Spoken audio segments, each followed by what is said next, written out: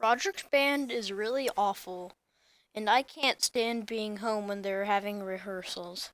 His band is called Loaded Diaper, but it's only spelled Loaded Dipper on Roderick's van. You might think he spelled it that way to make it look cooler, but I bet if you told Roderick how Loaded Diaper is really spelled, it would be news to him. Dad was against the idea of Roderick starting a band, but Mom was all for it. She's the one who bought Roderick his first drum set. I think Mom has this idea that we're all going to learn to play instruments and then become one of those family bands you see on TV. Dad really hates heavy metal, and that's the kind of music Roderick and his band plays. I don't think Mom really cares what Roderick plays or listens to, because all her music is the same. In fact, earlier today, Roderick was listening to one of his CDs in the family room, and Mom came in and started dancing.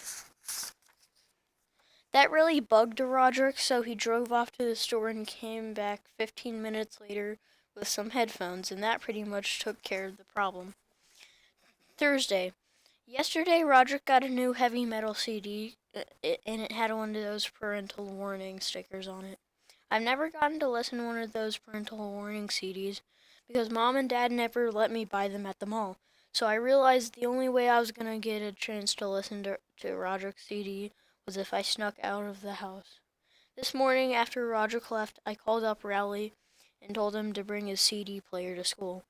Then I went to Roderick's room and took his CD off his rack. You're not allowed to bring personal music players to school, so we had to wait to use it until lunch when the teachers let us outside. As soon as we got the chance, me and Riley snuck up to the back of the school and loaded up Roderick's CD. But Riley forgot to put batteries in his CD player, so it was pretty much worthless. Then I came up with this great idea for a game. The object was to put your headphones on your head and then try to shake them off without using your hands. The winner was whoever could shake the headphones off in the shortest amount of time. I had a record with 7.5 seconds, but I think I might have shook some of my fillings loose with that one. Right in the middle of our game, Miss Craig came around the corner and caught us red-handed. She took the music player away from me and started chewing us out. Wait, what? But I think she had the wrong idea about that we were doing back there. She started telling us how rock and roll is evil and how it's going to ruin our brains. I was going to tell her that there weren't any batteries in the CD player, but I could tell she didn't want to be interrupted. But so I just waited until she was done and I said, "Yes, ma'am." But then, when Mrs. Craig was about to let us go, Raleigh started blubbering and how he doesn't want rock and roll to ruin his brains. Honestly, sometimes I don't know about that boy. Friday. Well, now I've gone and done it. Last night, when everyone was in bed, I snuck downstairs to listen to Roderick's CD on the stereo in the family room. I put Roderick's new headphones on, then cranked the volume really high, then I hit play. First, let me just say, I can definitely understand why they put that parental warning sticker on that CD. But I only got to hear about 30 seconds of the first song before I got interrupted. It turns out I didn't have the headphones plugged into the stereo, so the music was actually coming through the speakers, not the headphones. Dad marched up to me and to my room and shut the door behind him. Then he said, "Let's have, uh, let's, let's you and me have a talk, friend." Whenever your dad says friend that way, you know you're in trouble. The first time Dad ever said friend like that to me, I didn't get that he was being sarcastic, so I let my guard down. I don't make that mistake anymore. Tonight Dad yelled at me for about 10 minutes, then I guess he decided he'd rather be in bed than standing in my room in his underwear. He told me that I was grounded from playing video games for 2 weeks, which is about what I expected. I guess I should be glad that's all he did. The good thing that about Dad is when he gets mad, he cools off real quick, then it's over. Usually, if you mess up right in front of Dad, he just throws whatever he's got at you in his hands. Good time to screw up, bad time to screw up. Mom has a totally different style when it comes to punishment. If you mess up and Mom catches you, the first thing she does is to take a few days to figure out what your punishment should be. And while you're waiting, you do all these nice things to try to get off easier. I just dusted the dining room for the heck of it. Wow, how thoughtful of you. But then after a few days, right when you forget you're in trouble, that's when she lays it on you. Are you having fun? Yeah. No video games for a week. Monday. This video game ban is a whole lot tougher than I thought it would be. But at least I'm not the only one in this family who's in trouble.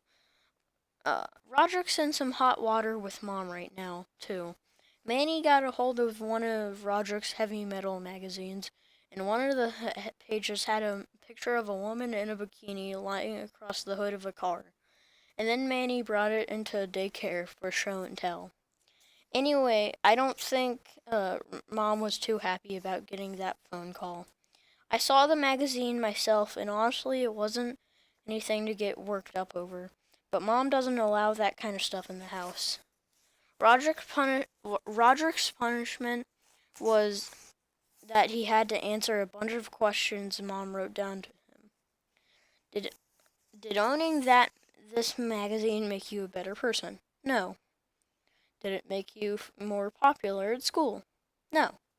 How do you feel about having owned this type of magazine now? I feel ashamed. Do you have anything you want to say to women for having owned this offensive magazine? I'm sorry, woman. Uh, Wednesday. I'm still grounded from playing video games, so Manny has been using my system. Mom went out and bought a whole bunch of educational video games, and watching Manny play them is like torture. What what number comes after 2 and rhymes with tree? 3. 3. The good news is that I finally figured out how to get some of my games past Riley's dad. I just put one of my discs in Manny's Discovering the Alphabet case, and that's all it takes. Thursday. At school, they announced that student government elections are coming up. To be honest with you, I've never had any interest in student government, but when I started to think about it, I realized that getting elected treasurer could totally change my situation at school. We cheerleaders are tired of riding to games in the same bus as the nerds in the band. Let's see what I can do. And even better, we jocks just need an air pump to inflate our only football. Yeah, sorry, I can't help you with that. Nobody ever thinks about running for treasurer because all anyone cares about are the big ticket positions like president and vice president. So I figure if I signed up tomorrow, the treasurer job is pretty much mine for the taking. Friday. Mom and I went and put my name on the list to run for treasurer. Unfortunately, this kid named Marty Porter is running for treasurer too, and he's a real brainy at math, so this one might not be as easy as I thought. I told Dad that I was running for student government, and he seemed pretty excited. It turns out he ran for student government when he was my age and actually won. Dad dug through some old boxes in the basement and found one of his campaign posters. Integrity, honesty, know-how. Vote Frank Heffley for secretary. I thought the poster idea was pretty good, so I asked Dad to drive me to the store and get some supplies. I loaded up on poster boards, markers, uh, and I spent the rest of the money of the rest of the night making all my campaign stuff. So let's hope these posters work. Monday. I brought my posters into school today and I have to say they came out pretty good. Do you want Marty Porter to be your treasurer? Hey, you're dropping all of our money, you fool. Remember in second grade how Marty Porter had head lice? Itch, itch. Do you really want him touching your money? I started hanging my posters up as soon as I could got as soon as I got in, but they were only up for around 3 minutes before Vice Principal Roy spotted them. Mr. Roy said you weren't allowed to write fabrications about the other candidates, so I told Mr. Roy that the thing about the head lice was true and how it practically closed down the whole school when it happened. But he took down all my posters anyway. So, today Marty Porter was going around handing out lollipops to buy himself votes while my posters were sitting at the bottom of Mr. Roy's trash can. I guess this means my political career is officially over. October, Monday. Well, it's finally October, and there are already 30 days left until Halloween. Halloween is my favorite holiday, even though Mom says I'm getting too old to go trick-or-treating anymore. Halloween is Dad's favorite holiday too, but for a different reason. On Halloween night, while all the other parents are handing out candy, Dad is hiding in the bushes with a big trash can full of water. And if any teenagers pass by our driveway, he drenches them. Yarg. I'm not sure Dad really understands the concept of Halloween, but I'm not going to be the one who spoils his fun. Trick or treat. Tonight he was opening the night of Crossland High School haunted house, and I got Mom to agree to take me and Rowley. Rowley showed up at my house wearing his Halloween costume from last year. When I called him earlier, I told him just to wear regular clothes, but of course he didn't listen. I tried to not let it bother me too much, though I've never been allowed to go to the Crossland haunted house before, and I wasn't going to let Rowley ruin it for me. Roderick has told me all about it, and I've been looking forward to this for about 3 years. Anyway, when we got to the entrance, I started having second thoughts about going in. Good evening. Mom seemed like she was in a hurry to get this over with, and she moved us along. Once we were through the gate, it was one scare after another. There were vampires jumping out at you, and people with heads and without heads, and all that sorts of crazy stuff. But the worst part of this area was called Chainsaw Alley. There was a guy in a hockey mask, and he had a real chainsaw. Roderick told me the chainsaw has a rubber blade, but I wasn't taking any chances. Right when it looked like the chainsaw guy was going to catch us, Mom stepped in and bailed us out. That's not nice. I'm sorry, ma'am.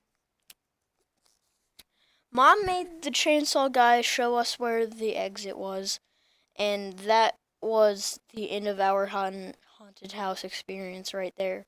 I guess it was a little embarrassing when Mom did that, but I'm willing to let it go this one time. Saturday. The Crossland haunted house has really got me thinking. Those guys were charging $5 a pop, and the line stretched halfway around the school. I decided to make a haunted house of my own. Actually, I had to bring Rowley in on the deal because Mom wouldn't let me convert our first floor into a full out haunted house. I knew Riley's dad wouldn't be crazy about the idea either, so we decided to build the haunted house in his basement and not to mention it to his parents. Me and Rowley spent most of the day coming up with an awesome plan for our haunted house. Here was our final plan. I don't mean to brag or anything, but what we came up was way better than the Crossland High School haunted house. We realized we were going to need to get the word out that we were doing this thing, so we got some papers and made up a bunch of flyers. I'll admit maybe we stretched the truth a little about in our advertisement, but we had to make sure people actually showed up. Haunted house with live sharks. 32 Surrey Street, admission 50 cents, 3 p.m. By the time we finished putting the flyers up around the neighborhood and got back to Rowley's basement, it was already 2:30 and we hadn't even started putting up the actual haunted house together yet. So we had to cut some corners from our original plan. When 3 p.m. rolled around, we looked outside to see if anyone had showed up. And sure enough, there were about 20 neighborhood kids waiting in line outside Rowley's basement. Now, I know our admission was 50 cents, but I could see that we had a chance to make a killing here. So I told the kids that the admission was $2 and the 50-cent thing was just a typo. The first kid had to cough up his $2 was Shane Snella. He paid his money and we let him inside, and me and Rowley took our positions in the Hall of Screams. The Hall of Screams was basically a bed with me and Rowley on either side of it. I guess maybe we made the Hall of Screams a bit too scary, because halfway through, Shane curled up in a ball underneath the bed. We tried to get him to crawl out from under there, but he wouldn't budge. I started thinking about all the money we were losing with this kid clogging up the Hall of Screams, and I knew we had to get him out of there quick. Eventually, Rowley's dad came downstairs. At first, I was happy to see him because I thought he could help us drag Shane from under the bed to get our haunted house cranking again.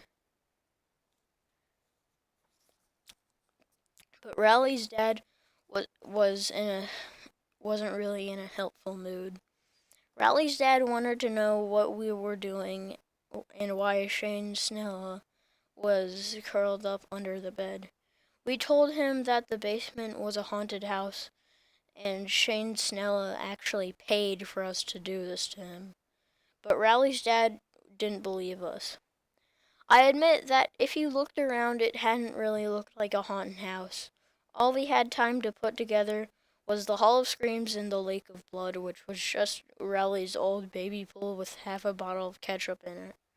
I tried to show Rowley's dad our original plan to prove that we were running a legitimate operation, but he still didn't seem convinced. And to make a long story short, that was the end of our haunted house. The good news is, since Rowley's dad didn't believe us, he didn't make us refund Shane's money, so at least we cleared $2 today.